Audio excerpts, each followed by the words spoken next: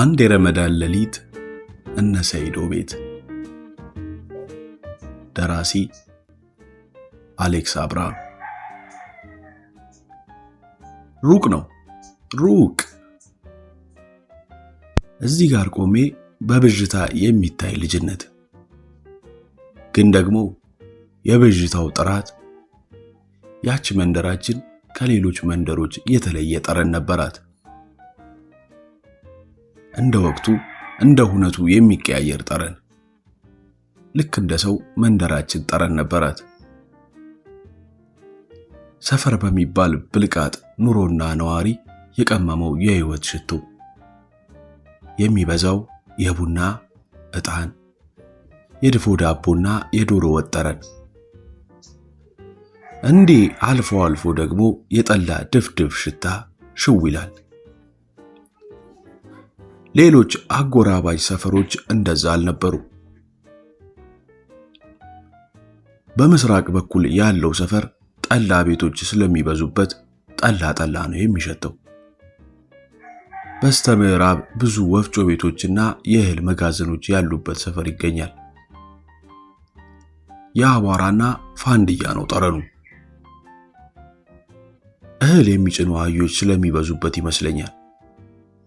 ሰፈራችን ግን ትለያለች። አየሩ ክርስቲያን የሚሸትበት ጊዜ አለ። ሙስሊም የሚሸትበት ቀን አለ። ጧት ደግሞ በዘይት የሚጠበስ ፓስቲ ጠረን ያውደናል። ያው በድፍን ከተማችን የታወቀው የሃሎዊያ ፓስቲኒ ነው።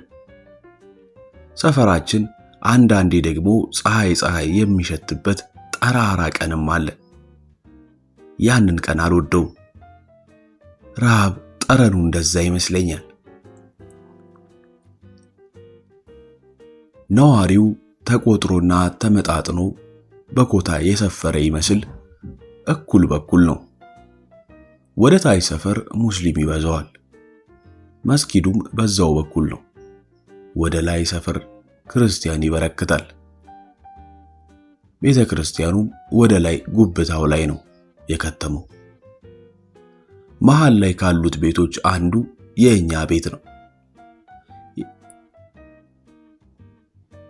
የታችም የላይም ሰፈር ልጆች ሲበሳጩ የመሃል ሰፈር ልጅ ይሉናል።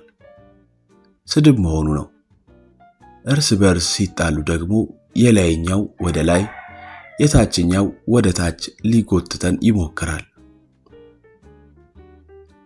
የመሃል ሰፈር ልጆች ባህሪያችን ሁሉ መሃል ነው። እንግዲህ የሰፈር ልጆች ሰብሰብ እንልና እንደ ወቅቱ የመጫወቻ ሜዳችንንና የጨዋታችን አይነት ወደ አንዱ የመንደሩ ክፍል ያዘነብላል። ረመዳን ሊገባ ሰሞን ታይ ሰፈር ይደማምቃል። የልብስ ማስጫ ገመዶቹ የተለያየ ቀለም ባላቸው መጋረጃዎች፣ ዳንቴሎች ወዘተ ይሞላሉ። ምንጣፍ በየበሩ ይታጠባል። ከወፍጮ ቤት እህል ተሸክመው የሚመጡ እነዛ ፊትና ልብሳቸው በዱቄት የተሸፈነ ወዛደሮች የጋሻ አህመድ ቤት የት ነው? የሸሩ ቤት የትኛው ነው ልጆች? እያሉ የተፈጨ ዱቄት በየቤቱ ያደርሳሉ። ከወደ መስጊዱ የሚወጡ ደረሳዎች በዝምታ በየቤቱ በር ይቆሙና ራህመት አርጉልኝ ይላሉ። የሰፈሩ ውሻዎች ደረሳዎቹ ጋር ጦርነት ይገጥማሉ። በጡሌውም በዱላውም ውሾቹን ተከላክለው ደረሳዎቹ ዞር ሲሉ የቆሎ ተማሪ ይመጣል። ውሻዎቹ ሌላ ጦርነት ይጀምራሉ። ሰፈሩ ሌሊት በሌባ ሲታመስ ተኝተው የሚያድሩ ውሾች ደረሳና የቆሎ ተማሪ ሲያሳድዱ ለጉድ ነው። እንዲቹ ሰፈሩ ሲታመስ ይውላል። ወደ ታይ ሰፈር መውጫው ላይ ያሉት ጫት ነጋዴው ጋሽ ሙሳ ለጫት ጉሊታቸው አዲስ የፕላስቲክ ድንኳን ይሰራሉ። አምፖል ይቀይራሉ። 100 ሻማ አምፖል። የቤታቸውን ቴፕ ወስደው መንዙማ ይከፍታሉ። ጫት ቤታቸው ወደ ማታ በሰው ትሞላለች። ጫት ተራ የምትባለው አንድ እርሳቸው ብቻ ጫት የሚሸጡባት የሰፈራችን ፒያሳ።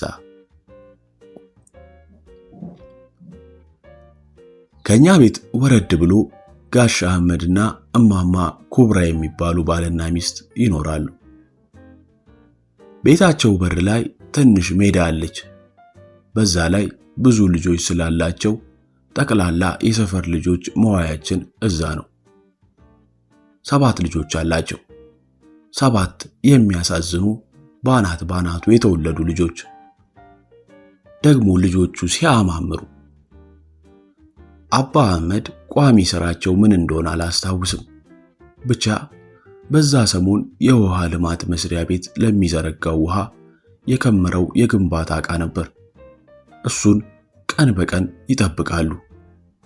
እንደው አላህ እንጀራ በሬ ላይ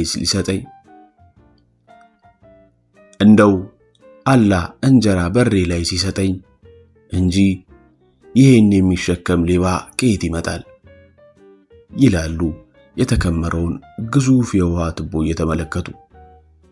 እውነትም እንኳን በሰው በመኪና የማይጎተት ግዙፍ የብረት ክምር ነበር ሲጠብቁ የሚውሉት። ባይጠበቅም የማይሰረቅ። እማማ ኩብራ ከፍ ያሉ 2 ሴት ልጆቻቸው ሀያትና ሶፊያ ጋር ከየሱቁ ካርቶን፣ ሲባጎ፣ ላስቲክ እየሰበሰቡ ይሸጣሉ። የማያውቃቸው ባለሱቅ የለም። ቁራጭ ካርቶን ብናነሳ የማማ ኩብራ ነው አስቀምጥ የሚል ጩኸት ይከተላል። ወንዶቹ ልጆች የኪስ ወረቀት እየሰሩ ለየሱቁ ያስረክባሉ። ብቻ ኑሯቸው ሲበዛ በድህነት ውስጥ ነበር። ሰይዶ የሚባለው ልጃቸው እኩያቴ ስለነበር ውሏችን አብረን ነው። ማታ ማታ በቤታቸው ስንጫወት እናመሻለን። ቤታቸው ራሱ በሁለት ቤቶች መካከል ጣራ የለበሰ ሰርጥ ነው። ጨዋታን ታዲያ ሰይዶ ይጫወታት። በዚያ ላይ ተንኮሉ እስካሁን ሳስበው የሚደንቀኝ በዚህ አይነት ድህነት ውስጥ ልብሱ ላዩ ላይ አልቆ ሳቅ የማይለየው ነገር ነበር። ሰይዶ ማንንም አይፈራ። የሚተማመነው ግን በጉልበቱ አልነበረም፣ በሩጫው እንጂ። ሆነ ብሎ የተጣላቸው ልጆች ያሉበት ሰፈር ይሄድና አፍንጫቸው ስር ያቺኑ ሳጠራ ደረቱን ነፍቶ ይቆማል። ሊቀጠቅጡት ሰፍ ሲሉ ያፈተልካል። ልብሱን አስነክቷቸው ሁሉ ከእጃቸው ያመልጣል። እንኳን ሩጠው ሊይዙት ቀርቶ የወረወሩት ድንጋይ አይደርስበትም። ነፋስ እንደርሱ እንሆናለን ብለን ስንት ቀን ተቀጠቀጠ። የአንዱ ሩጫ ሌላውን ያድን ይመስል አብረን ሄደን ፌርዲ የረመዳን ወፍ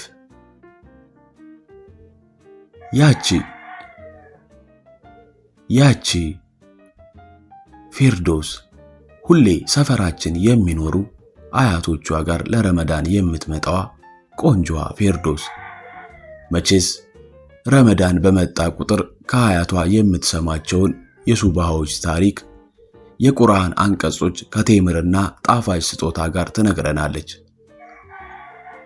እሷን ከበን ነበር ውሏችን። ለምን አንከባት? መጀመሪያ ነገር ፌርዶስ ናት። ቆንጆ እንደ መስቀል ወፍ በዓመት አንዴ ብቻ ሰፈራችን የምትመጣ፣ በየዓመቱ ቁንጅናዋ የሚብስበት፣ በዛ ላይ ቴምርና ኩኪስ የማይነጥፈው የአያቶቿ ቤት አለ። እድሜያችን አልደረሰም ቢባልም የሆነ ፍቅር ነገር ከልባችን ሳይንጠራራ አይቀርም። ያ ኡስማን በተለይ ሲወዳት ለብቻው ነበር። በዛ እድሜው አንድ ቀን ለፊርዶስ ደብዳቤ እጽፍላታለሁ አለና ተነሳ። እኔ ይቅርብ አልኩ። ሁላችንንም እንዳያስጠምደን ፈርቼ። የፍቅር ደብዳቤ። ያው ኡስማን ደረቅ ነው። እንደፎከረውም ጻፈና አበባ ሳለበት። በዓመት አንዴ መምጣቷ ውበት ባለው መንገድ ለመግለጽ በዛውም ከኛ የተሻለ አዋቂ መስሎ እሷ ፊት ለመታየት ብዙ ውብ ገለጻዎችን ተጠቅሞ ነበር በደብዳቤው።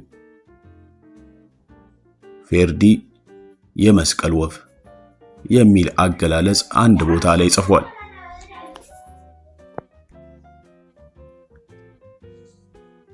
ተንኮለኛው ፉአድ መስቀል የክርስቲያን ነው አለው። አሰባሰበና ፌርዲ የረመዳን ወፍ አለ። በረመዳን ወፍ? በረመዳን ምን ወፍ አለ? ሌላኛው የሰፈር ልጅ ያሬድ ነጀሰው። ለምን የረመዳን ቴምር አትላትም? ቴምር ይጣፍጣል አለ ሰይዶ። ሆዳም አለው በብስጭት። ሊጣሉ ገላገልናቸው። ግን በረመዳን እንዲህ አይነት ነገር ሐራም ነው ወላይ አለ በዝምታ ሲያዳምጥ የቆየው ካሊድ። ኒካና ዚና ስለሚባሉ ያልገቡን ነገሮችም አወራን።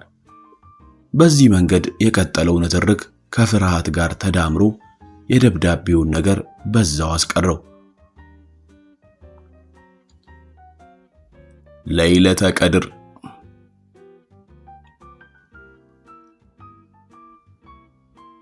አንድ ቀን ረመዳን ሊያልቅ ሲቃረብ ከአፍጥር በኋላ ግቢያቸው ጥግ ተሰብስበን ፌርዶስ ከዛ በፊት ሰምተነው የማናውቀውን ነገር አወራችን። ስለ ለይለተ ቀድር። ያች ሌሊት ከሁሉም ሌሊቶች በላጯ ናት አለችን። ከዛ በፊት ከነገረችን ሁሉ የሚያጓጓ ታሪክ ነበር። ቁርአን የወረደችባት ሌሊት ናት።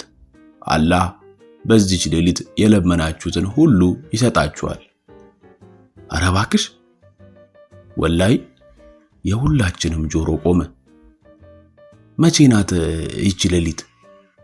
ኡስማን ጠየቀ። አንተ ሙስሊም አይደለህ አታውቅም። ቢንያም ጣልቃ ገብቶ ኡስማን እንደዛ ሰፍ ያለው ምን ሊጠይቅ እንደሆነ ሁላችንም ጠርጥረናል። በረመዳን የመጨረሻዎቹ 10 ቀናት በአንዱ ናት። ዱዓን ማበርከት ነው፣ እንቅልፍን መቀነስ አለችና አያቶቿ ሳይጠሯት በፊት በክድብንቧ ስር ያመጣችልንን ኩኪስ፣ ሳምቡሳና ቴምር እጇ እንደያዘላት እያፈሰች አድላን ወደ ግቢያቸው ተፈተለከች። አይኖቻችን በስስት እየተከተሏት ምድረ ጩጬ በዝምታ ሳምቡሳውን እየገመጠ ኩኪሱን እየቆረጠመ ያቺን ሌሊት በየልቡ ያሰላስል ነበር። ሰይዶ ፊቱ በርቶ አቡቹ ዛሬ እኛ ቤት እንደር አለኝ። ልናስፈቅድ ተያይዘን ወደ ቤታችን ሄድን። እንቅልፍ ጥሎት ለይለተ ቀድር እንዳታመልጠው ቀስቃሽ ሊያደርገኝ እንደፈለገ ሳድግ ነው ይገባኝ። እኔም ምኞት ነበረኝና ያችን ሌሊት እነ ሰይዶ ቤት በንቃት ልንጠብቃት ተያይዘን ነጎድን። ውብ የልጅነት ልቦቻችን ከምኞቶቻቸው ባሻገር ዝርዝር ነገር አይገባቸውም ነበር። ላይ ሰፈር ከረሜላ ይታደላል ሲባል እንደምንሮጠው ፌርዶስ እንዳለችው በዛች ሌሊት ወይም በሌላኛዋ ነቅተው ለጠበቁ መሻታቸው ይመለሳል። ላንተኛ ምለን ተገዝተን ከኛ ቤት ወደ እነ ሰይዶ ቤት ተጓዝን።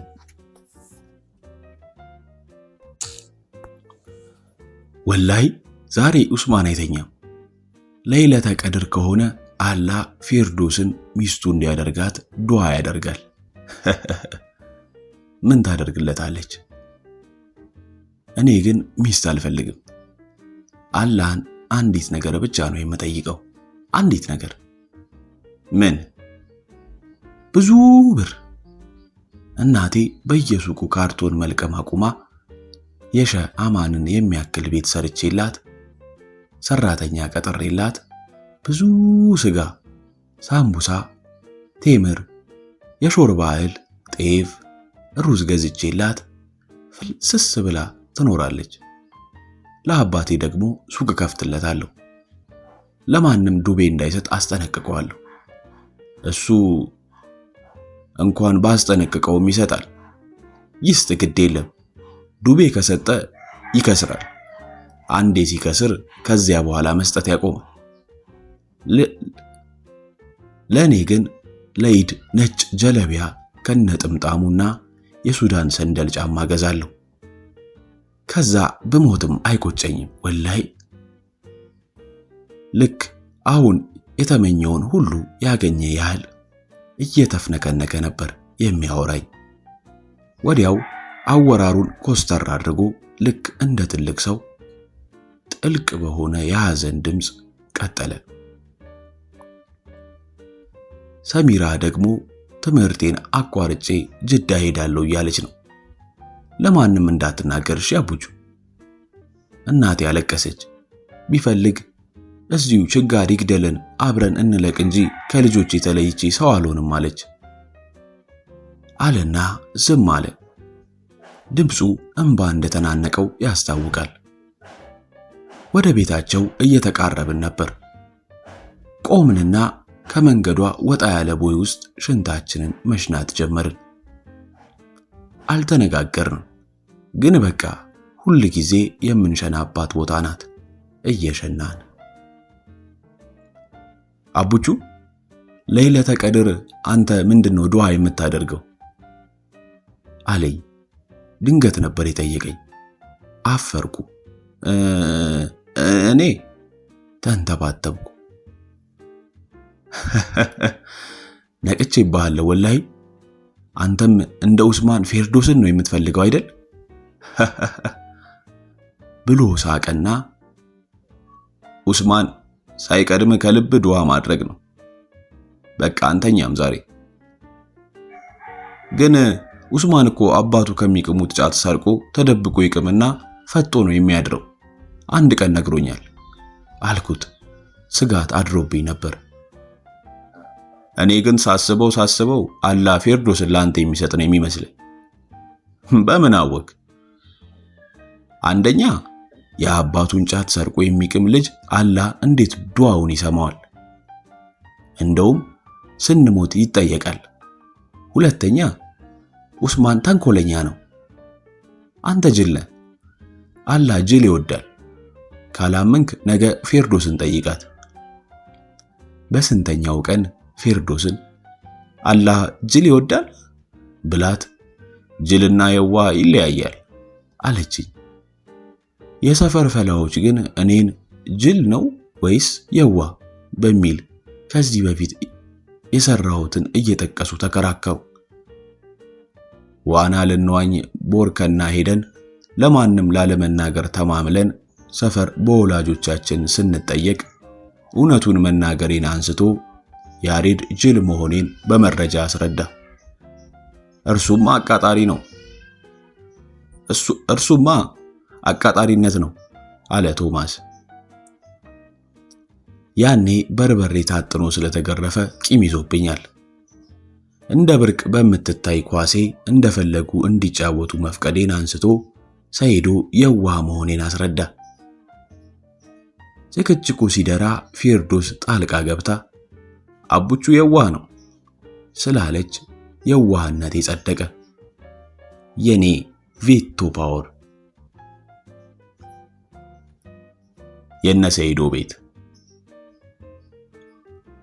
ድህነት ራሱ የገነባው ዋሻ ነው የሚመስለው። አሮጌ የረገበች የሽቦ አልጋ ጥግ ላይ ያለች የጋሻ አህመድና የማማ ኩብራ አልጋ ናት። በአንድ በኩል ከየሱቁ የተሰበሰበ ካርቶንና ሲባጎ ተከምሮ የቆሻሻ መጣያ ይመስላል። ጣራው ተነዳድሎ ቀን የፀሐይ ማታ የጨረቃ ጨረር ይታያል። ዝናብ ሲሆን የማያፈስበት ቦታ የለም። ከልብስ ማጠቢያ ሳፋ እስከ ጎድጓዳ ሳህን ይደቀናል። ከአልጋው ስር ጀምሮ እስከ በሩ ያልተነጠፈ ነገር የለም። ከመሳሳቱ ብዛት ተጠፍጥፎ ምንጣፍ ያከለ ፍራሽ፣ ሰሌን፣ የተበጣጠቀ ብርድ ልብስ። እንግዲህ 7 ልጅ እዚሁ ጉድጓድ ላይ ነው የሚተኛው። እኔ ጭራሽ 8ኛው ሆኜ መሃላቸው ተገኘው። እቤት ስንደርስ ከፍ ከፍ ያሉት ልጆች መስጊድ ሄደው ስለነበር እኔና ሰይዶ አፍ ለአፍ ገጥመን ስናቶኮቱክና ስናወራ ላለመተኛት ስንፎክር አመሸን። በጀርባችን አሮጌው ምንጣፍ ላይ ተንጋለን ብዙ አወራን። እንዴት እንደሆነ እንጃ በዛው እንቅልፍ ወሰደን። ጧት ስንነቃ ሰይዶ እንባው ባይኑ ሞልቶ ለይለተ ቀድር አመለጠችን አለ። ዝም አልኩ። እኔ ግን ልነግረው አልፈለኩም እንጂ ሌሊት ነቅቼ ነበር።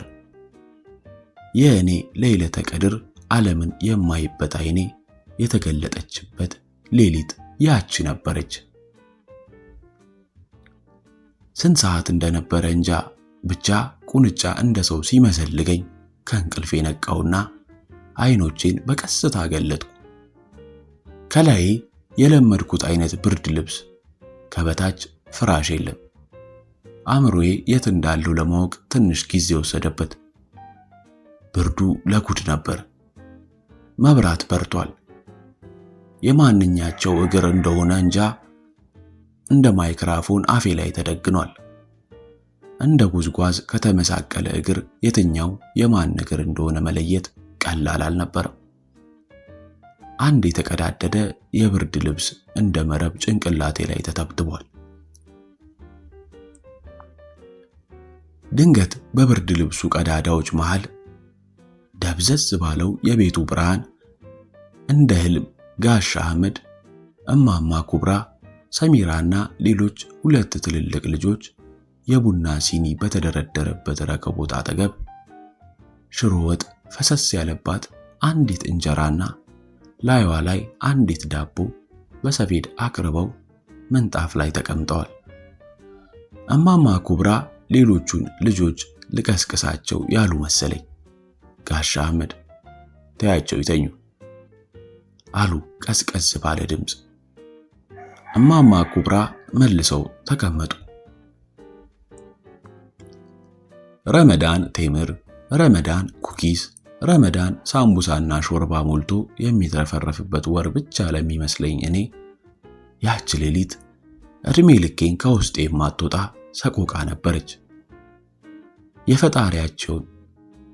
የፈጣሪያቸውን ፊት ፍለጋ በድህነት ቀንበር ስር አጎንብሰው የሚጾሙ ምስኪኖችን ስንት ይሆኑ ላለው እስከ ዛሬ። ያቺን አንዲት እንጀራ ሰሚራ ትልቋ ልጃቸው ወደ አባቷ ፊት፣ አባትና እናት ወደ ልጆቻቸው ፊት በዝምታ እየገፉ አንደኛቸው ለሌላኛቸው ብሉ እንጂ እያሉ ሲጋብዙ እንደ ህልም ተመልክቻለሁ። ይበቃል እኮ ብሉ እንጂ የሚሉት እማማ ኩብራ አንድም ጉርሻ ወደ አፋቸው እንዳልደረሰ አይቼ ውስጤ ተንሰፍስፏል።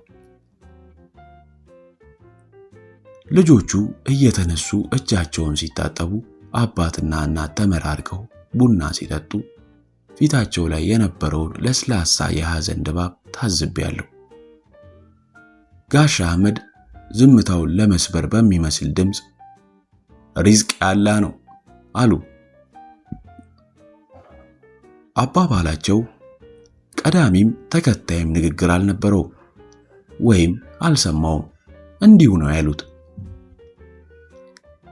የተኛው ለመምሰል ድምፄን ለማጥፋትና ላለመገላበጥ ያን ያህል ሰዓት ስታገል የቁንጫዎቹ ንክሻ መከራዬን ያሳየኝ ነበር። የሞተ መስሎ ከጠላቶቹ ሊያመልጥ እንደሚታገል ወታደር ትንፋሼን ውጬ በብርድ ልብስ ቀዳዳ የምስኪኖችን አስከፊ የህይወት ጦርነት አየሁ። የሰይዶ ዱዓ ያኔ ነበር ትዝ ያለኝ። ትዝ ማለት ብቻ አይደለም የገባኝም። አልቀሰቅሰው ነገር ቸገረኝ፣ ዝም አልል ነገር ጓደኛዬ ከነቤተሰቡ እስከሚቀጥለው ዓመት እንዲህ አይነት ኑሮ ውስጥ መክረሙ አስጨነቀኝ እና እንደ ተላከ ልጅ በውስጤ እየተቅለሰለስኩ ጓደኛዬን ወክዬ አላህ ፊት ቀረብኩ። አላህ ሆይ ሰይድ እንቅልፍ ወስዶታል፣ እኔ ጓደኛው ነኝ። በቃ ፊርዶስን ተዋትና ማታ የነገረኝን ብር ስጠው አልኩ በውስጤ። ዱዓ በተልእኮ ከልቤ ነበር። ሰይዱ ያሳለፍኩትን ሌሊት አያውቅም። ጠዋት ሲነጋ ለይለተ ቀድር አመለጠችኝ አለና እንባው በዓይኑ ሞላ። በዝምታ አየሁት። ረመዳን ሊያልቅ 9 ቀናት ብቻ ነበር የቀሩት። ይህ ቤተሰብ ያለፉትን ቀናት እንዲህ ነበር ያሳለፈው አስባለሁ። እነዚያ በቴምር ሳምቡሳና እንኳን በልተው አይተው በማይጨርሱት ምግብ የተከበቡ የከተማችን ባለጸጎች አይኖቻቸውን ወደ ምስኪን ጎረቤቶቻቸው ያነሱ ይሆን? ምቾት አንዳንዴ ክፉ መጋረጃ ነው። ሰው ዙሪያውን እንዳያይ ያደርገዋል። ሰይዶን ለማጽናናት ፊርዶስ ቀኗ የትኛዋ እንደሆነች አትታወቅም ብላናለች እኮ ገና 9 ቀናት አሉ ከማለቴ ፊቱ ፈካ ብሎ አቡቹ አለኝ በጉጉት። ለምን ማታ ሻይ ሙሳ ጫት ቤት ሄደን ትንሽ ጫት አንሰርቅም? ከዛ እንቅልፍ አይወስደንም። አንተ ታወራቸዋለህ፣ እኔ ይዤ ፈትለክላለሁ አለ እያፈረ። ባክ ሪዝቅ ያላ ነው፣ ከሰጠ ይሰጣል፣ አትጨናነቅ አልኩት። ድንገት ነው አፌ ላይ መጣልኝ። ቀና ብሎ አይቶኝ እያሾፈ እሺ ሻይ አቡቹ አለኝ። በቀልዱ ውስጥ ግን አንተ ምን አለብህ መስበክ ቀላል ነው፣ የተቸገረውን ሰው ኑሮ መኖር ነው ከባዱ የሚል መራራ አሽሙር ነበር ይሆን? ያኔውኑ አንድ ሐሳብ ድንገት ብልጭ አለልኝ።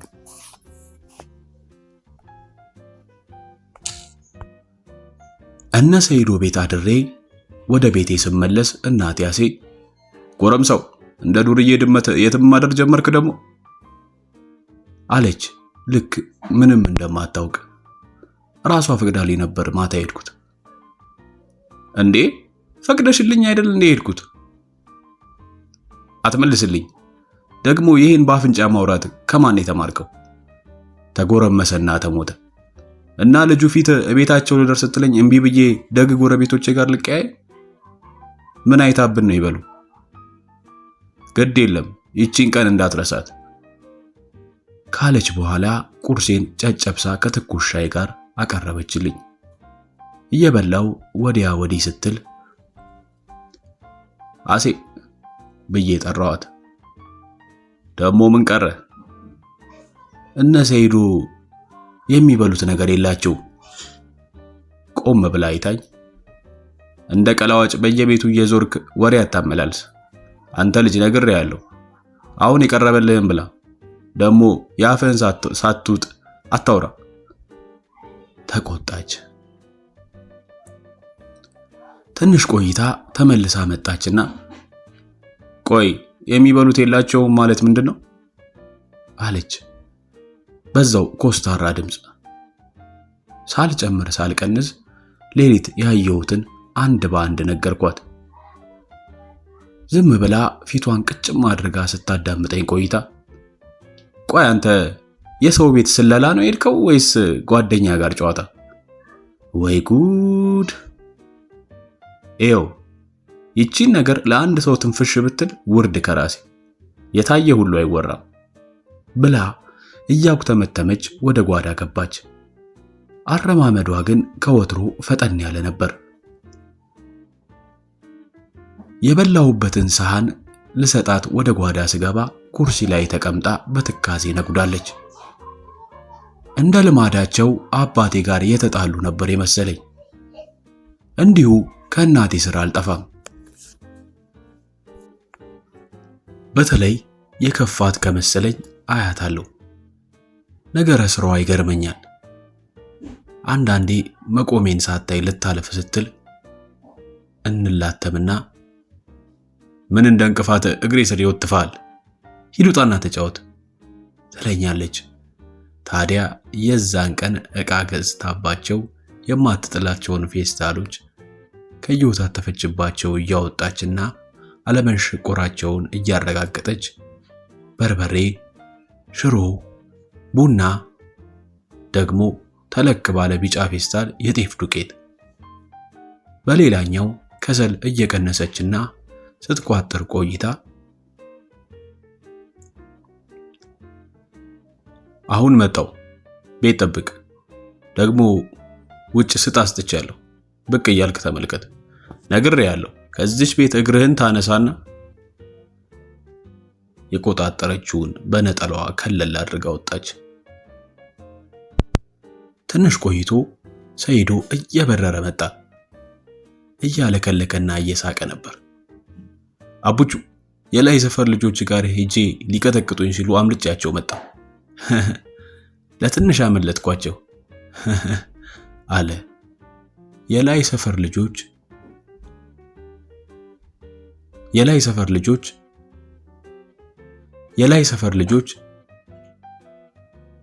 ከላይ ሰፈር ልጆች ጋር ጸበኛ ናቸው። ለምን ሄድክ? በተለይ ቾምቤ ቢይዝ ይሰባብራል። በቃ ሲደብረኝ ለምን አላበሳጫቸውም ብዬ ሄድኩ። እንኳን ቾምቤ ኃይሌ ገብረስላሴ አይዘኝም። ወዲያው ደግሞ አቤት ደርሼ መጣው አለና እንደ ነፋስ ሽዋል። እረፍት የለውም። መሮጥ እንደ መቀመጥ ያሳርፈዋል መሰል። ትንሽ ቆይቶ በሄደበት ፍጥነት እየሮጠ መጣ። በእጁ ትላንት እነርሱ ቤት የረሳኋትን ባለኒ ኳሴን ይዟል። አሴኛ ቤት ናት። እናቴ ጋር እያወሩ ነው። ስትመጣ ኳስ ሜዳ እንሄዳለን አለ። አሴ የቆጣጠረችውን ለማማ ኩብራ እንዳደረሰችላቸው ገባኝና ደስ አለኝ። የኔ እናት ከዓለም አንደኛ እንደሆነች ተሰማኝ። የኔ ቀይ መስቀል፣ የኔ ወርልድ ፉድ ኦርጋናይዜሽን ብዬ በማውቃት ዕውቀቴ አደናነኳት። ምን ዋጋ አለው? ትንሽ ቆይቶ ይኸው ቤት ጠብቅ ብዬ ሄድኩ። ዶሮቹ የተሰጣውን ስጥ በታትነውታል። ምን ይሻለኛል? እንደው ዛሬ አንላቀቅም እያለች ስትመጣ ሰማናት። የኔ ኔቶ ችግሩ በዓለም ላይ ካሉ ሰዎች ሁሉ እኔ ላይ መነጫነጭ ትወዳለች። በርግጥ ሰይዶ ጋር ወሬያችንን ስንጠርቅ ለማርያም ዝክር ያሰጣችውን ስጥ ዶሮዎቹ መነጫጭሮት ነበር። እዚህ ሰፈር ስንት ዶሮ አለ? ስንት ሚሊዮን ጊዜ እሽ ስለዋል። የሰፈር ልጆች ጋር ኳስ ስንራገጥ ውለን ለምሳ ወደ ቤት ብቻዬን ስመለስ ፌርዶስ ጋር መንገድ ላይ ተገናኘን። እየተቻኮለች ነበር። እናንተ ግን ስታስጠሉ ወላይ የት ሄዳችሁ ነው ስፈልጋችሁ አለችና ክንብንቧን አስተካከለች። ልክ ተቀጣጥረን የጠፋን ይመስል። ኳስ ሜዳ ነበርን። ለምንድን ነው የፈለግሽን? ባበይ በግ የሚያርዱትን ሰውዬ ጥሪ ብሎ ቤታቸው ይሉ እንድታፈላልጉኝ ነው። ባበይ የምትለው አያቷን ነው። በግ የሚያርዱትን ሰውዬ ፍለጋ አብረን ሄድን። ማንም የሰፈር ልጅ በሌለበት ፌርዶስን ለብቻዬ ስላገኘኋት ደስ ብሎኛል። ጎን ለጎን ሆነን ስንሄድ የተለየ ኩራት ተሰማኝ።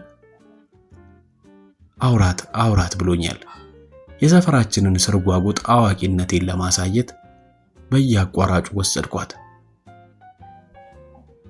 አንቺ ግን ለይለተ ቀድር ምንድነው ዱዓ የምታደርግ? እኔ ዱዓ ደግሞ ለሰው ይነገራል? ግን ልንገርህ፣ ችግር የለውም። እኔ ባበይንና እማሚን ብዙ ዓመት በጤና እንዲያኖርልኝ ነው ዱዓ የማደርገው። ወንድና ሴት አያቶቿን። ሌላስ? በትምህርቴ እንዲያጎብዘኝ። ሌላስ? አይ እንግዲህ ብላ ሳቀች። አንድ 3 ቦታ በጋራጁን ፈለግን፣ የሉም። እኔና ሰይዶ ትላንት ዱዓ ልናደርግ አብረን ነበር ያደርነው። ወላሂ ይበል እውነቴን ነው፣ ግን እንቅልፍ ወሰደን። በሳቅ ፈረሰች። ሳቋ ውብ መዝሙር። ድንገት ምን እንደገፋኝ አላውቅም። ፌርዶስ አልኳት። የሆነ ነገር ልንገርሽ፣ ለማንም አትናገሪ? ወሬኛ ያደረከኝ እንዴ? እንደማውቅረፍ አለች። አይ ለማንም አይነገርም ማለቴ ነው። እሺ ንገረኝ። አልናገርም። ማታ እነ ሰይዶ ቤት ያየሁትን አንድም ሳላስቀር ነገርኳት።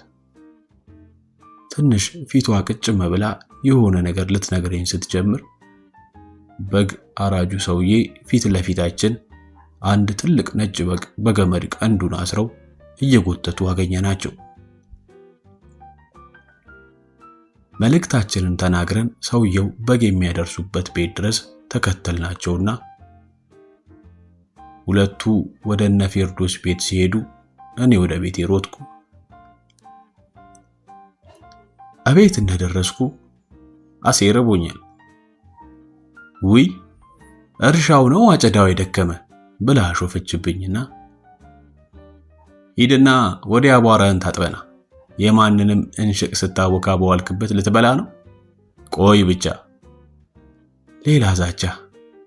እንደዛቻዋ ብዛት እጇን ብታነሳብኝ መቼም አጥንቴ አይገኝም ነበር። በቀጣዩ ቀን ወደ 4 ሰዓት አካባቢ ፌርዶስ እቤታችን መጣ። አቡቹ አለ አለች። አሴ ፌርድዬ የኔ ቆንጆ አደግሽ አይደለም እንዴ? እንዴት ነሽ? አለቻት አገላብጣ የሳመቻት። ከመጣች አልተገናኙም። አሴ ለሰፈር ልጆች የምታሳየው ፍቅር ሩቡ ቢደርሰኝ እላለሁ ለራሴ። ፌርዶስ ጋር ከቤት ራቅ ስንል አቡቹ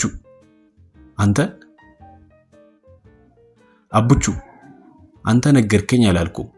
ማታ ለአባቢ ስለነ ሰይዶ ነገርኩት። አንቺ ያምሻል? ቆይ ስማኝ አለች ቁጣዬን ችላ ብላ። ዛሬ ጧት እማሜ ጋር አውርተው ነው መሰል ጠርቶኝ እማማ ኩብራ ቤት ሂጂና ዛሬ እናንተ ቤት ነው የምናፈጥረው ብለሽ ንገሪ ብሎ ላከኝ። ከየት አምጥተው ነው እናንተን የሚያስፈጥሩት? እውነትም አንተ ልጅ ጅል ነህ መሰል።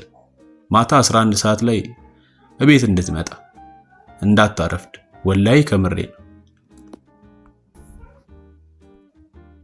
በቀጠረችኝ ሰዓት ቤታቸው ስደርስ በፕላስቲክ ዘንቢል የታጨቀ ምግብ፣ በሁለት ተንጠልጣይ ጎድጓዳ ሳህን የሞላ ወጥ፣ ዳንቴል በለበሰ መሶብ እንጀራ ተዘጋጅቶ እኔ ፌርዶስ የነናርዶስ ሰራተኛና አንዲት ከዚህ በፊት አይቻት የማላውቃት ልጅ እንደየምንችለው ተሸክመን ወደ እነማማ ኩብራ ቤት ተጓዝን።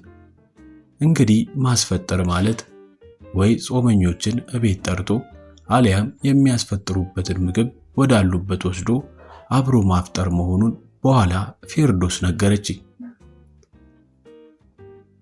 የነሰይዶ ቤት ትላንት እንዳየሁት አልነበረም። የተከመረው ካርቶን በቦታው የለም፣ ጽድት ብሏል። አልጋው የተሻለ አልጋ ልብስ ለብሳለች። መሬቱ ውሃ ተርከፍክፎበት በደንብ ተጠርጓል። ጥግ ላይ ለሁለት ፍራሾች የሚያክል ቦታ ሰሌንና ጨርቅ ነገር ተደራርቦ ለሰዎች መቀመጫ ተፈርሿል። በሩ ላይ ከሰል ከተቀጣጠለበት ጋቻ የወይራ ጭስ ይውለቀለቃል። ራስንም መኖሪያንም መጣል ሰው የለኝም ከሚል የብቸኝነት ስሜት የሚመጣ ነገር ይሁን? ስንከበር ለማክበር መጣራችን የኑሮ ጣዕም ነው። ፌርዶስና ሰራተኛቸው ተባብረው ያመጡትን ክብ የፕላስቲክ ምንጣፍ ከፍራሹ ስር ዘረጉና አስማተኛ ከሚመስለው ዘንቢል ቢወጣ የማያልቅ ምግብ እያወጡ በሸክላ ሳህን ይደረድሩ ጀመር። ቴምሩ፣ ፍራፍሬው፣ ሳምቡሳው 10 ሊትር በምትይዝ ጀሪካን ቃሪቦ። እማማ ኩብራ ራሳቸው ግራ ገብቷቸው ጉድ ይሄን ሁሉ ምን አስቸገራችሁ አሁን ይላሉ። ልጆቹ በየጥጋ ጥጉ የሚያዩትን ማመን ተስኗቸው ቁልጭ ቁልጭ ይላሉ። ከሰማይ የዘነበ ነበር የሚመስለው የምግቡ ብዛት፣ ያውም በ11ኛው ሰዓት። ሰይዶን ጠዋት አካባቢ ከተገናኘም በኋላ የት እንደገባ እንጂ አላየሁትም። አዘጋጅተን ስንጨርስ ፌርዶስ እዛው ቆየች። እኔ ወጥቼ ወደ ቤቴ ስሮጥ ለምንድነው ግን ሁል ጊዜ የምሮጠው? የፌርዶስ አያት መስገጃቸውን ትከሻቸው ላይ ጣል እንዳደረጉ ሴት አያቷ ጋር በቀስታ እርምጃ ወደ እነ ሰይዶ ቤት ሲሄዱ መንገድ ላይ ተገጣጠምን። ኢብሩ አብረን አታፍጥርም እንዴ አሉኝ አያቷ። እየተቀለሰለስኩ ዝም አልኩ። እየሳቁ አልፈውኝ ሄዱ። ወደ ቤት መሄዴን ትቼ ሰይዶን ፍለጋ መራወጥ ጀመርኩ።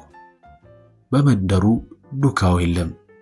ሰላቢ የሆነ ልጅ በቃ ድንገት እልም የሚለው ነገር አለ። ሰፈሩን ሳካልል የአዛን ድምፅ ከመስጊዱ አስተጋባ። የአዛን ትርጉም አይገባኝም፣ ግን የዛሬው አዛን ለአንዲት ምስኪን እናት በድህነት ለሚሳቀቅም አባት የምስራች ድምፅ እንደሆነች አልተጠራጠርኩም። ነገሩ የምግብ አይደለም። በሰዎች እንደመታሰብ የሚያስደስት ምን ነገር አለ? የፈጣሪ አይኖች በሰው ውስጥ አልፈው አያዩንም ማናለ? ሰበብ ነው ሰው፣ ሪዝቅ ያላህ ነው አልኩና ለራሴ ትከሻዬን ወደ ላይ ገፋ አድርጌ ወደ ቤቴ መንገዴን ቀጠልኩ። ምንድነው የተሰማኝ? ኩራት? ርካታ? በምኖርበት ማህበረሰብ የሆነ የመተማመን ስሜት? እኔ እንጃ።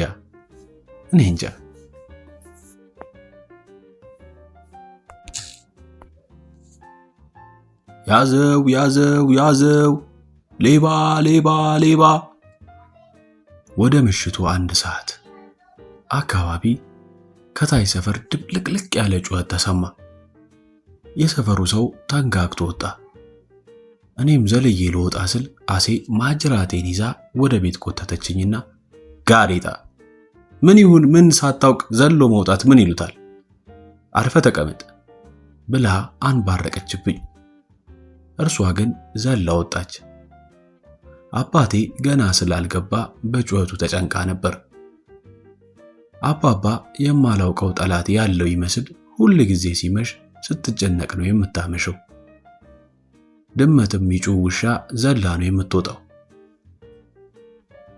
ጫጫታው እየተባባሰ ጭራሽ ወደኛ ቤት ተጠጋ። አላስቻለኝም። ሹልክ ብዬ ወጣሁ። ወዲያው ከቤታችን ፊት ለፊት ስጥ የሚሰጣበት ትንሽ ክፍት ቦታ ላይ 3 የሚሆኑ ሰዎች የሆነ የወደቀ ሰው ከበው እንደ ቀሪላ በርግጫ ያለፉታል። ጠጋ ስል አንዱ የወደቀውን ሰው አንጠልጥሎ በእግሩ አቆመውና ልብሱን ይዞ በረጅም የጫት እንጨት እየሰነበገ ይጎትተው ጀመር። ተንፋሽ አጠረኝ። ይህ ሁሉ ድብደባ የሚወርድበት ሰይዶ ነበር። አሴ ከኔ ቀድማ ስለደረሰች እንደ እብድ አድርጓት መሃላቸው ገባች። ሌሎችም የሰፈር ሰዎች ገላጋይ ሆነው ከደብዳቤዎቹ እጅ ሰይዶን አስጣሉት። አሃ ሰይዶን ነው እንዴ እየተባባሉ፣ ልጁን ልትገሉት ነው እንዴ? ምን አድርጓችሁ ነው ይሄ ሁሉ ዘመቻ? እንዳታስመልጩ፣ ከጋሽ ሙሳ ጫት ሰርቆ ሲሮጥ ነው የያዝነው ይሄ ሌባ። ሰይዶ አይጮህም አያለቅስም፣ ቀና ብሎም ማንንም አያይም። አሴ አጠገቡ ውስጥ ደርስ ብቻ ቀሚሷ ስር ተሸጎጠ። ቢሆንስ ለእናንተ ቅጠል ተብሎ አንድ ሕፃን ልጅ ልትገሉ ነው? በሕግ አምላክ አንድ ሰው እንዳይነካው። የከበቡት ጎረምሶች ትንሽ ተገላገሉ። ወደ ሰይዶ ዙራ አንተ የምን ጫት ነው ደግሞ? ንግግሯን በጅምር ተወችው። የሰረከው ማለት ከብዷት ነው። ሰይዶ ተንኮለኛ እንጂ ሌባ አይደለም። እንዲህ አይነት ነገር ከመጀመሩ ነው ደግሞ። የታላውን ጫቱ? ስናሯሩጠው ቱቦ ውስጥ ወርውሮታል። ካልከፈለ አንለቀው። በብዙ ድርድር የጫቱን ዋጋ 9 ብር አሴ ከአንድ ጎረቤት ተበድራ ከፈለችና ሰይዶን ወደኛ ቤት ይዘነው ሄድን። ያኔ 9 ብር በሰው ቁመት የሚለካ ጫት ይገዛ ነበር። አሴ ብዙ ነገር አወራች። ምክር፣ ግሳጼ። ሰይዶ ግን አንገቱን አቀርቅሮ በባዶ እግሩ መሬቱን እየጫረ ዝም አለ። ቆይቶ ወሬ ለመቀየር ብዬ ፌርዶስና አያቶቿ እናንተ ቤት ናቸው እኮ እያስፈጠሩ ብታይ ሳምቡሳ፣ ቴምር፣ ነፍ ምግብ ይዘው ነው የሄዱት አልኩት። ምንም አልመሰለውም። እንዳቀረቀረ ዝም አለ። ያ የምግብ ነገር ከተነሳ አይኖቹ የሚበሩት ሰይዶ ያ ሁሉ የምግብ ዜና አላስደነቀውም። አገጩን ይዤ ቀና አደረኩት። እያለቀሰ ነበር። ፊቱ ላይ የነበረው ምሬት የልጅ አይመስልም። አሳመሙ እንዴ አልኩት። አይ። እንዴት ያዙ ግን አልኩት። አሴ እንዳትሰማን ድምፄን ቀንሼ። የእውነትም ተገርሜ ነበር። ሰይዶን ሮጦ መያዝ የሚችል ሰው በዓለም ላይ ያለ አይመስለኝም ነበር። አንዲት እንጨት ጫት ነበር መዝዤ ለሮጥ የነበረው። ስመነጭቃት እንዳለ ጋሌሳው ተነሳብኝ። ተሸክሜው ሮጥኩ። ዛፍ ነው የሚያክለው ብታይ። ትንሽ እንደሮጥኩ ሌባ ሲሉ እግሬ ተሳሰረብኝ። እኔ ሰርቄ ሮጬ አላውቅ አለና ወደ ዝምታው ተመለሰ። ጸጉሩ አፈርና ሳር፣ ሰውነቱም አመድ መስሏል። አሳዘነኝ። ሲረጋጋ ወደ ቤታቸው አብረን ሄድን። ወግ አይቀር አጃቢ መኮኑ ነው እያለችኝ አሴ እያሽሟጠጠች። ስንደርስ ቤቱ ሰርግ ሆኗል። ዕጣኑ ይቡለቀለቃል። ምግቡ በአይነት ቀርቦ ይበላል፣ ይጠጣል። እዛ ከአያቷ ጎን ፊርዶስ ተቀምጣ ስታየን ፈገግ አለች። በጭሱ ውስጥ እንዴት ነው የምታምረው! የት ሄዳችሁ ነው እናንተ? ኑ እዚህ ተቀመጡ አሉን እማማ ኩብራ። ገና ድሮ ከሳምቡሳውም ከቴምሩም በሳህን ከተቀመጠው አንስተው ፊታችን እንደቆሙ ንቅት ብለው ደስ ይላሉ። ለክት የሚለብሱትን ቀይ ድሪ ለብሰዋል። ጸጉራቸውም በሻሽ ታስሯል። ውጭ የተፈጠረውን ግርግር አልሰሙም። ሰይዶ እንደ ወትሮ ተስገብግቦ አልበላም። ከቴምሩ አንዷን ፍሬ ወደ አፉ ልኮ እያላመጠ ጭንቀት ባረበበበት ፊት አይኑ እዛና እዚህ ይቃብዛል። ቤተሰቦቹ በተለይ አባቱ ሲሰሙ ምን እንደሚከተል ያስጨነቀው ይመስለኛል። እንዲህ በተደበላለቀ ስሜት አመሸን። ሰዎች ነገሮችን በሆኑት ልክ ከመረዳት ይልቅ የማጋነንና የመወንጀል በሽታ የተጠናወታቸው ፍጥሮች መሆናቸው የገባኝ ያኔ ነው። በተለይ ከነሱ ያነሱ በመሰሏቸው ሰዎች ላይ በቀጣዩ ቀን እማማ ኩብራና ጋሻ አህመድ የሆነውን ሁሉ ሰምተው እንደ ወላጅ ሰይዶን ከፍ ባለ ክሳጼ ያለፉት። ይህች ረመዳን ትለፍ ብቻ ከሚል ዛቻ ጋር። ረመዳን ባይሆን ኖሮ በርበሬ እየታጠነ በተወገረ ነበር። በቃ አለፈ ብለን ያንን አጋጣሚ ስቀል ልናልፈው ግን አልታደልንም። በስንተኛው ቀን የሰይዶ እህት ሰሚራ ያች ትሁት አንገቷን ቀና የማታደርግ የጠይም ቆንጆ ካርቶን እየለቀመች እንኳ የሀብታም ልጅ የምትመስል ከእማማ ኩብራ ጋር እንደ ልማዳቸው ካርቶን ለመሰብሰብ ሰፈር ወዳሉት ሱቆች ቢሄዱ ባለሱቆቹ ገና ከበር ካርቶን የለም እያሉ እያመናጭቁ ይመልሷቸው ጀመር። አንድ ሱቅ፣ ሌላ ሱቅ፣ ቀጣይ ሱቅ፣ ሁሉም ፊት ነሷቸው። እናትና ልጅ ግራ ገብቷቸው ባዶ እጃቸውን ተመለሱ።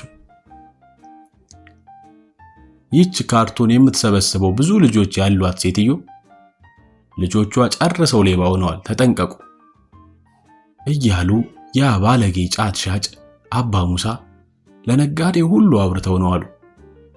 ይህን ስንሰማ የሰፈር ልጆች ማታ በጨለማ ሄደን የጫት መሸጫ ድንኳናቸውን እናፈርስባቸው ተባባልን። ሰይዶ ተዋቸው አለን። በጣም ኮስታራ ሆኖ ነበር። ረሃብና ድህነት ያለበገረው የዛ ቤተሰብ ታማኝነት በዛች ምሽት የሰይዶ ጫት ነጠቃ ጠለሽ።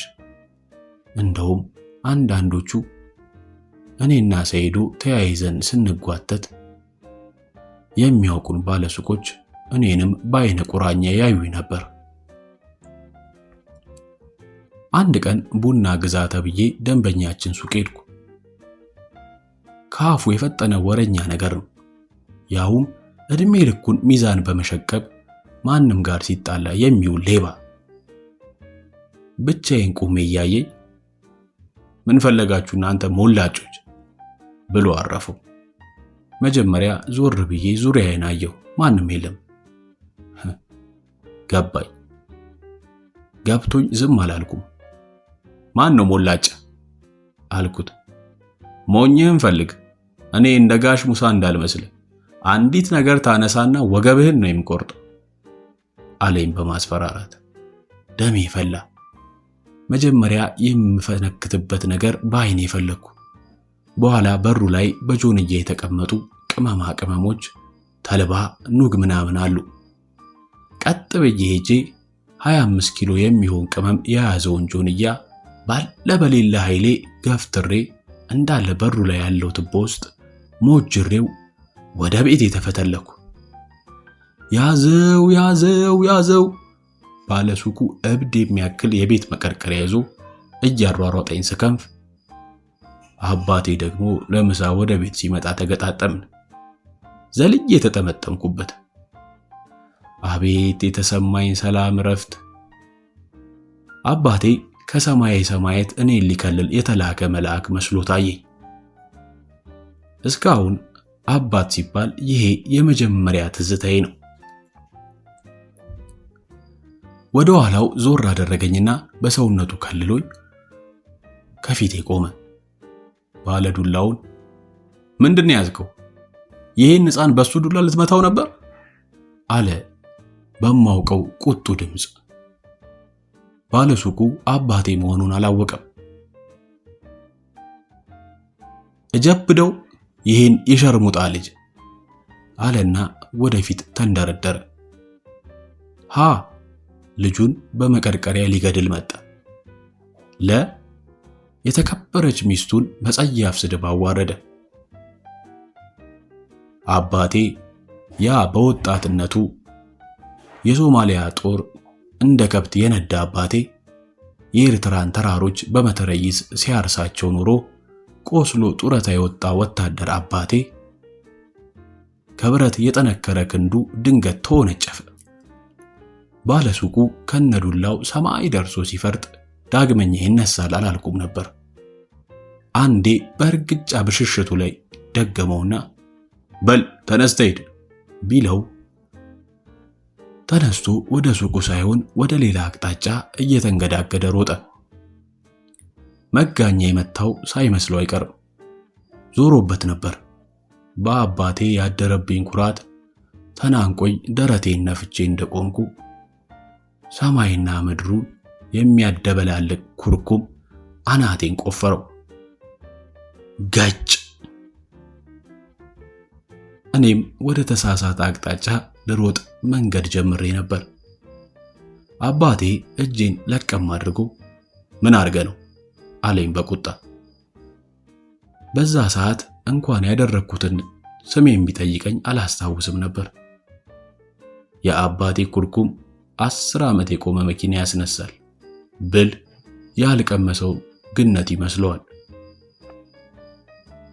በኋላ ባለሱቁ ራሱ ሽማግሌ ልኮ አባቴ ጋር እርቅ ወረደ።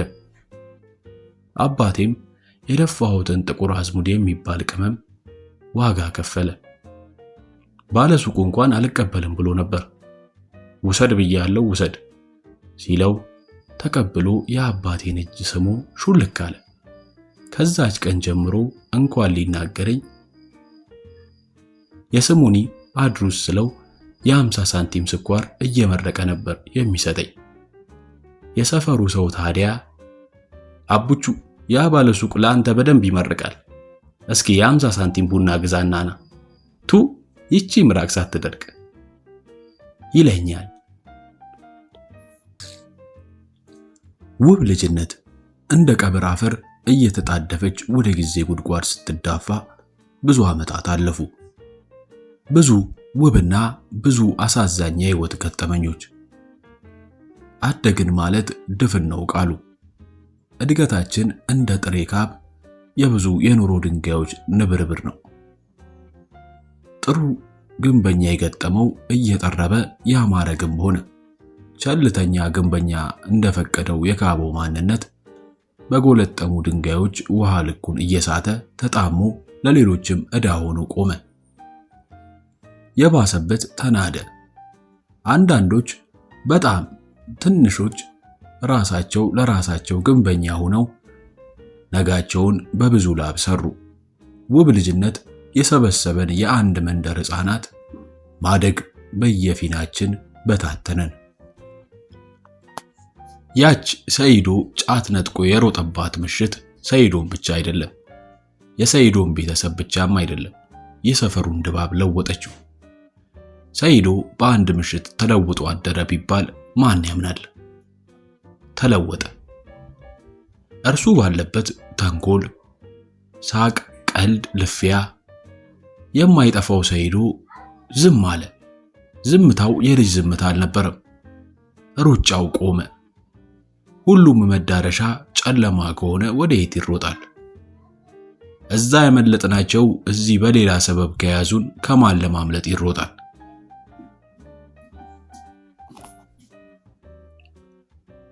ተንኩሶን ሲሮጥ ተከትለነው የምንንጋጋው የሰፈር ልጆች ከሰይዶ ጋር አብረን ሩጫ ቆምን።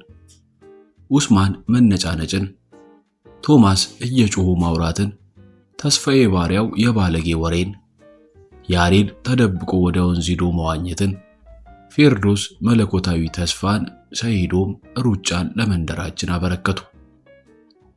ሰይዶ ሲቆም ሰፈሩ ቆመ። እንደ ሰይዶ ፈጣን ለመሆን የምንሮጥኛ እንደማን ለመሆን እንሩጥ? የማናውቃቸው አራያዎች ነፍሳችን ውስጥ አሉ። ሲቆሙ እንቆማለን፣ ሲወድቁ እንወድቃለን። አንድ ሮብ ቀን የተስፋዬ ባሪያው እናት ከገበያ ሲወጡ ወድቀው ወለም አላቸው። ያችን ቤተክርስቲያኑ አጠገብ የሚኖሩትን ወጌሻዋን ሴትዮ ጥሩ ተብለን እኔና ሰይዶ ተላክን።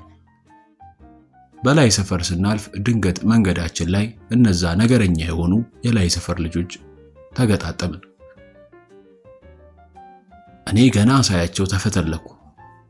ሰይዶ ከኋላዬ መቅረቱ ገርሞኝ እንዲህ ፈጣን ልጅ ሆኛለሁ እንዴ ብዬ ብዞር ሰይዶ ምንም እንዳልተፈጠረ ፊታቸው ቆሟል። ያው እንደ ልማዱ ልብሱን አስነክቷቸው ሊፈተለክ ነው በሚል ተስፋ ራቅ ብዬ እያለከለኩ ቆምኩና ማየት ጀመርኩ። ቀረቡት፣ አልተንቀሳቀሰም። ያዙት፣ ተያዘላቸው። እስኪ በቃቸው በጥፊም በርግጫም አቅምሰውት ለቀቁት። ምንም እንዳልተፈጠረ ቀጥ ብሎ ወደ እኔ መጣና እንሂድ ብሎኝ መንገዱን ቀጠል። ይሄ ልጅ ምን ነካው? ከዛ ቀን ጀምሮ ሰይዶ ሮጦ ማምለጥ አቆመ። አንድ ሕፃን ለህይወት እጅ ሲሰጥ ያየሁት ያኔ ነው። ሩጫው እነሱም ሱስ ሆኖባቸው ሆነ ብለው እንዲሮጥ ይተነኩሱታል። የጫት ሌባ አትሮጭም ዛሬ? አይሮጥም። የሆነ ቀን ማታ ይሄ ሰፈር አስጠላኝ ወላሂ አለኝ። ቀስ በቀስ ሰይዶ ከሰፈር ራቀ። የት እንደሚውል አላውቅም። አንድ ቀን አሴ ጋር በርበሬ ልንገዛ ብዙ መጋዘን ወዳለበት ትልቁ ገበያ ሄድን። ከባድ መኪናዎች ዛላ በርበሬ፣ ቡና፣ ሽንኩርት ያራግፋሉ፣ ይጭናሉ። ግርግሩ ለጉድ ነው። ድንገት ሰይዶ ከሌሎች ልጆች ጋር ሆኖ ከመኪና የፈሰሰ በርበሬ እየተሻማ በፌስታል ይሰበስባል። ራቅ ብሎ ሌላ መኪና ላይ የሚጫን ቡና የመኪናው ብረት ጆንያ ቀዶት መንገዱ ላይ ተበተነ። ሰይዶ በፊት በማውቀው ሩጫው ከሌሎቹ ልጆች ቀድሞ በመፈትለክ የፈሰሰውን ቡና እያፈሰ ፌስታሉ ውስጥ ሲከታየውት ያ የልጅነት ሩጫው እንደ ንግድ ወረት ሆኖ አየሁት። ምን ይገትራል? ወሬ ካየ አፍን ከፍተ መገተር ነው በቃ። አሴ እየተነጫነጨች ጎተተች። ስለ ሰይዶ ምንም አልነገርኳትም፣ እሷም አላየችም። እኔ ግን ገርሞኝ ነበር። ሰይዶ በርበሬ፣ ቡና፣ ሽንኩርት ከየመጋዘኑ ከየመኪናው ስር እየለቀመ ሮብ ሮብ ከገጠር ለሚመጡ ገበያተኞች እንደሚሸጥ አንድ ቀን ነገረኝ። ቀላል ነው፣ በዛ ላይ አሪፍ ብር ታገኛለህ። አቡቹ አሴ ከፈቀደችልህ አብረን እንስራ አለኝ። እንደውም የሃሎዊያን ፓስቲኒ ጋበዘኝ። ሊከፍል ከኪሱ ብር ሲያወጣ ድፍን 50 ብር አይቼ ገርሞኝ ልሞት። በበኩሌ እስከዛ እድሜ ከድፍን 10 ብር በላይ የራሴ ሀብት ኖሮኝ አያውቅም ነበር። የህይወት መስመሩ በዛ በኩል ሄደ። ትምህርቱን 7ኛ ክፍል አካባቢ አቋረጠ። ከሰፈራችን የተገፋው ሰይዶ በባለመጋዘኖች ዘንድ ታማኝና የተወደደ ልጅ ነበር። ይላላካል፣ በየቤቱ በርበሬ ያደርሳል፣ በረንዳዎቹን ያጸዳል። ፈጣኑ ሰይዶ በሰፈራችን ጓዳ የተለማመደው ሩጫ ለኦሎምፒክ ባያበቃውም በራሱ የኑሮ ሀዲድ ግን ከሚጎትተው የኑሮ ስንክሳር እንዲቀድም አደረገው። ቆይቶ እህቱ ሰሚራ ትልቁ ገበያ ጉሊት ጀመረች። ሰይዶ ከሚያውቃቸው ባለመጋዘኖች በርበሬ ይረከብና ለእህቱ ይሰጣታል። ሸጠው ይመልሳሉ። ቆይቶ እማማ ኩብራም እንደዛው ጀመሩ። ሌሎቹ ልጆች ተከተሉ። በመጨረሻ አባ አህመድ ሳይቀሩ ሪዝቅ ከአላህ ነው እያሉ ተከትለው ቡና መነገድ ጀመሩ። ቤተሰቡ ነቅሎ ገበያ ገባ። የነ ሰይዶ ቤተሰብ የሰፈሩ አይን እያያቸው ከፍ ከፍ አሉ። እሰይ አቦ ይለፍላቸው የማይል አልነበረም። የሰፈሩ ሰው በርበሬ የሚያመጣው አንዳንዱም በዱቤ ከነ ሰይዶ ቤተሰቦች ነበር። ሰይዶን ሰበብ አድርጎ ከዘመናት የድህነት በሽታ አገገሙ። አባቴ የማህበር ቦታ ተመርቶ ቤት ሰርቶ ሰፈሩን ለቀን እስክንሄድ ሰይዶ ጋር አልፎ አልፎ ሰፈር ውስጥ እንገናኝ ነበር። ከዚያ ሰፈር ስንለቅ ግን ጨርሰን ተጠፋፋን። ጊዜ ሄደ፣ ዓመታት ነጎዱ። ሰይዶብ ጋር በዛው ተጠፋፋን። በስንት ጊዜ ዩኒቨርሲቲ ልገባ ለመሰናበት ቤታቸው ብሄድ ያች በሲባጎ አሰር አድርገዋት የሚሄዱት አሮጌ የቆርቆሮ በር በባለ መስታወት የብረት በር ተቀይሮ ምርጊቱ ተላልጦ በአጽሙ የቆመው ቤት በአሸዋ ግርፍ ተለስኖ አገኘሁት። የተንጣለለ የጣውላ አልጋ ከሚያምር አልጋ ልብስ ጋር ተሰርግቷል። መሬቱ በሲሚንቶ ተለስኗል። ያ የተነዳደለ ጣሪያ በሚያምር ነጭ ኮርኒስ ተሸፍኖ ቤቱ ለሁለት መጋረጃ ተከፍሏል። ዙሪያውን አረቢያን መጅሊስ ተገጥቅጦ ግድግዳው በነጭ ቀለም ተውቧል። ፊት ለፊት በሚያምር የቲቪ ማስቀመጫ ትልቅ ቴሌቪዥን ተጎንኗል። ነጃት የምትባለው እህቱና እማማ ኩብራ ብቻ ነበሩ ያሉት። ነጃት አልቃሻና አመዳም ልጅ ነበረች። ስናበሽቃት አይጦ የምንላት። አሁን ቢነኳት የምትፈርጥ የምትመስል ጨዋ ቆንጅዬ ልጅ ሆናለች። 9ኛ ክፍል ነኝ አለች። ቁጭ ብድግ ብለው አስተናገዱ። ሰይዶ በርበሬ ሊያመጣ ወደ ደቡብ ክልል ሄዷል። ነገ ይመጣል። እዛ መጋዘን 23 ቁጥር የሚውለው ታገኘዋለህ አሉኝ እማማ ኩብራ። እቺ ናት እድገት አልኩ። ወዳጄ ሩጫው ቀላል አይደለም። ሕይወትን ራሷን ልብሱን አስነክቷት ቀድሞ የሚሮጥ ነፍስ ነው። እነዛ እግሮቹን እንቅፋት አያቆማቸው። ውስጤ ደስ አለው። በእነዚያ በምንሮጥባቸው አፈርማ መንገዶች ስራመድ በፈገግታ ነበር። እንደው ደስታዬ ሙሉ እንዲሆን እግረ መንገዴን ወደ ትልቁ ገበያ ሄጄ እማማ ኩብራ ወደ ነገሩኝ መጋዘን ተጓዝኩ። ግርግሩ ብሶበታል። 23 ቁጥር ሰይዶ ተከራይቶ የሚሰራበት መጋዘን ነው። እንደደረስኩ ሰሚራ አቡቹ ብላ ፈገግ ብትል ያንተ ያለ አልኩ። እንዴት ነው ይቺ ልጅ የምታምረው! ይቺ ሀገር ከድህነት ስትወጣ ዓለምን አጃይብ የሚያስብሉ ቆንጆች አፈራቸውን እያራገፉ ሲወጡ ታየኝ። ጥቁር ሂጃቧ ፊቷን ከጠይምነት በላይ አቅልቶታል።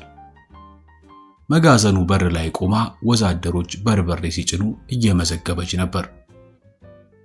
ከድህነት ነፃ እንደወጣ ውበት ምን የሚያምር ነገር አለ! ጋሻ አህመድ ጨርሶ ረስተውኝ ነበር። በኋላ በብዙ ማብራሪያ ያ አላህ የአንድ ፍሬ ልጅ ብለው ጮሁና አገላብጠው ሳሙኝ። ትከሻዬን ይዘው ራቅ አድርገው ያዩኝና ማሻአላህ ይላሉ። የሚያምሩ ሽማግሌ ሆነዋል። የሙስሊም ቆባቸው ስር ሙሉ ለሙሉ የሸበተ ፀጉራቸው ይታያል።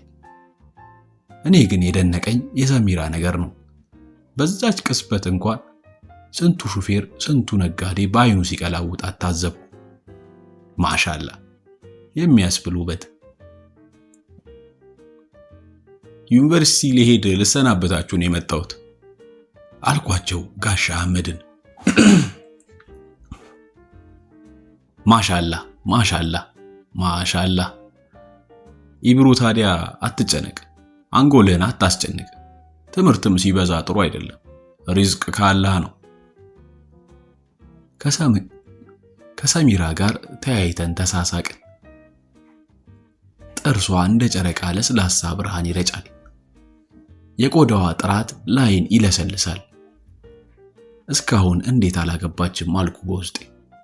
አንዳንዴ የህይወት ትግል አንዳንዱን የህይወት ክፍል ያስረሳ ይሆናል። አዲስ አበባ ዩኒቨርሲቲ በገባው በሁለተኛ ዓመቴ ይመስለኛል ዋናው በር ላይ ሰው እንደሚፈልገኝ ተነግሮኝ ወጣው። ሰይዶ እየተፍለቀለቀ ከሩቅ እጁን አውለበለበልኝ። ደስታዬን መቆጣጠር አልቻልኩ። ምንም አያበሏችሁ እንዴ? በኋላ እንዴት ነው የከሳው አቡቹ እያለ በግርም ታየኝ። መክሳቴን እስከዛ ቀን አላስተዋልኩትም ነበር። አሴ ድንገት ገበያ አግኝታው ዕቃ ሊያመጣ እንደሚመላለስ ሲነግራት ብር እንዲሰጠኝ ልካልኝ ነበር። የዛን ቀን ሁለት ጓደኞችን ጭምር ሰይዶ ዓለማችንን ሲያሳየን ዋለ። ደግሞ እንዴት ነው አዲስ አበባን ያወቃት? ማታ ልንለያይ ስንል አንተ ረስቼው ነበር አሴን ልታስገድለኝ አለና የላከችልህ ነው ብሎ ብር አስጨበጠኝ። የእውነት ተቸግሬ ነበር። የዛን ሰሞን ደስ አለኝ። በል በመጣው ቁጥር አያለሁ፣ ቅርብ እኮ ነው ከመርካቶ ብሎኝ ሄደ። አቤት የተሰማኝ ብቸኝነት። የሰጠኝን ብር ዶርም ገብቼ ስቆጥር 500 ብር። ያኔ መቼም ዩኒቨርሲቲው ራሱ በጀቱ 500 ብር ነው ቢሉኝ የማምንበት ጊዜ ነበርና አሴ ከየት አመጣችሁ ብዬ ገርሞ ይልሞት። በቀጣዩ ቀን ስደውልላት ምን አለችኝ? አቡቹ ሌላ ቀን ሰው ሲመጣ ልክልሃለሁ። ድንገት ሆኖብኝ ነው እጄ ላይ የነበረችውን 50 ብር ላኩልህ። ዝም ብዬ ቀረው። ዩኒቨርሲቲ በቆየሁባቸው ዓመታት ሰይዶ ጋር ብዙ ጊዜ ተገናኝተናል። ዕቃ ሊጭን ሲመጣ ጊዜ ካለው ግቢ መጥቶ ጠቀም ያለ የኪስ ሳንቲም ሸጎጥ አድርጎልኝ ይሄዳል። ጓደኞቼ ታዲያ ከበረከቱ ተካፋይ ነበሩና ሰይዶን በር ላይ ካዩት በአፋቸው እስኪደፉ ወዳለሁበት መጥተው ዲታ ጓደኛ መጥቷል ይሉኛል። ገና እኮ ፈላ ነው፣ እንዴት ፈጣን ቢሆን ነው እንዴ ናጠጠው ይሉኛል። ባካችሁ ሰይዶ ፈጣን አይደለም፣ እንደውም እንቅልፋም ነው። በአንዲት ለይለተ ቀድር በምትባል ቀን ይሄ የምታዩት ጓደኛዬ እንቅልፍ ጥሎት ነበር። እኔ ግን ጓደኛዬን ወክዬ አላህ ፊት ቀረብኩና የምወዳትን ልጅ ፌርዶስን ተዋት፣ ለዚህ ለሰይዶ ብር ስጠው ብዬ ዱዓ አደረኩለት። ልጅነት ነው እንጂ ሁለቱንም ብለምንስ አላህ ፌርዶስን ተዋትና ለሰይዶ ብር ሰጠው እላለሁ በውስጤ። የኛ ሩጫ ሰበብ ናት፣ ሪዝቅ ካላህ ነው እንዲሉ ጋሽ አህመድ። እንዲህ አለፈች ልጅነት።